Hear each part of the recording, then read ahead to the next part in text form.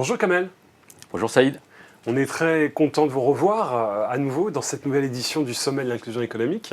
Alors aujourd'hui vous allez représenter Faya Énergie. Est-ce que vous pouvez nous en parler? Oui, très bien.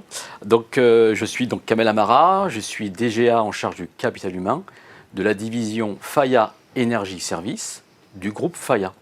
Le groupe Faya étant le premier groupe indépendant dans le domaine de la construction en France.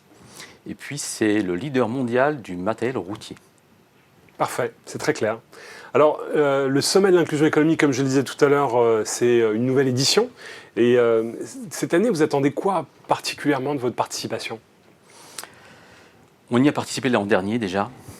Et on a beaucoup aimé le Sommet de l'inclusion parce que c'est l'endroit où on rencontre des personnes qui nous donnent aussi de l'énergie déjà, qui nous donnent aussi des idées, du partage, des bonnes pratiques.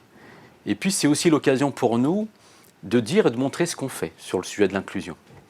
Tant pour nos collaborateurs qui nous observent et qui, pour certains, vont participer au Sommet de l'inclusion, et puis aussi pour nos parties prenantes externes. C'est une occasion de promouvoir justement toutes les actions. Et rentrons dans le concret, quelles actions vous mettez en place au sein de Fayat Énergie Service, peut-être même au niveau du groupe? Alors j'allais vous dire, on mène beaucoup d'actions. En tout cas, on a démarré en menant beaucoup d'actions, un peu isolées, un peu one-shot,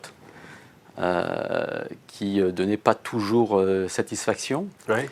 Et puis ce qu'on s'est dit, c'est qu'il fallait qu'on construise une démarche plus solide. Et puis on s'est dit que pour qu'elle soit plus solide, il fallait qu'on s'associe avec des partenaires. Ça, c'est l'expérience qu'on en a, c'est que quand on est tout seul, on arrive à des belles réussites, mais pas suffisamment par rapport à notre ambition. Au sein de Faya Energy Service, ce sur quoi on travaille, c'est de pouvoir inculquer cette culture de la diversité et de l'inclusion. Pour ça, on agit sur les formations. Alors, on a commencé déjà par le comité de direction. Mariam de Mosaïque RH est venue intervenir auprès de notre comité de direction pour échanger, discuter, débattre sur le sujet de la diversité et de l'inclusion. On a commencé par le comité de direction et ensuite, eh bien, on a formé tous les acteurs du recrutement, au recrutement inclusif. Et par la suite, on forme nos managers sur le sujet de la diversité. Et on le fait en l'intégrant dans les formations managériales, parce qu'on considère que c'est intégré. Voilà. La volonté, en réalité, c'est de faire en sorte que cette thématique, en tout cas ce sujet de la diversité et de l'inclusion, soit une démarche intégrée dans tous nos process de recrutement. Alors je pourrais passer beaucoup de temps à expliquer tout ça, mais C'est déjà pas mal. c'est- On a déjà quelques éléments de c'est compréhension. déjà pas mal. Alors vous savez que cette année, on a choisi un thème qui nous touche particulièrement, c'est la juste place pour tous. Est-ce que la juste place pour tous est une utopie dans la société française ou pas? Alors j'allais vous dire, c'est pour nous en tout cas un objectif. Voilà. Dans nos organisations, on est assez pragmatique, et à partir du moment où on en fait un objectif, eh bien on se donne des moyens pour pouvoir l'atteindre. Voilà. L'objectif qu'on s'est donné, c'est celui de progresser sur cette question, parce qu'en face de ça, on a des enjeux et des besoins. Voilà. Donc moi, en tant que DGA en charge du capital humain, j'ai des forts besoins en recrutement et je dois trouver les moyens pour y répondre. Et un des axes sur lequel on travaille, c'est celui de diversifier nos recrutements. Voilà, on en a fait un axe et c'est pour ça qu'on a rejoint le mouvement de Mosaïque et celui du Sommet de l'inclusion. Et on est fiers aujourd'hui d'y participer à nouveau. Super, bah écoutez, merci de soutenir cette démarche au global.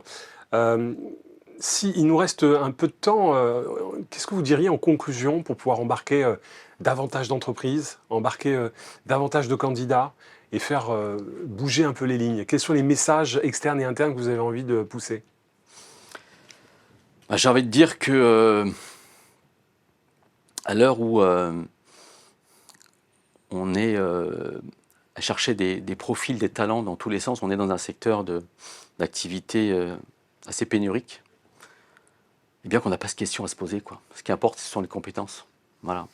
Et c'est ça dont on a besoin pour que l'entreprise soit au rendez-vous de ces enjeux. On a beaucoup de commandes qu'on doit honorer. Et le problème numéro un, c'est de pouvoir avoir les ressources humaines, les compétences pour pouvoir y faire face.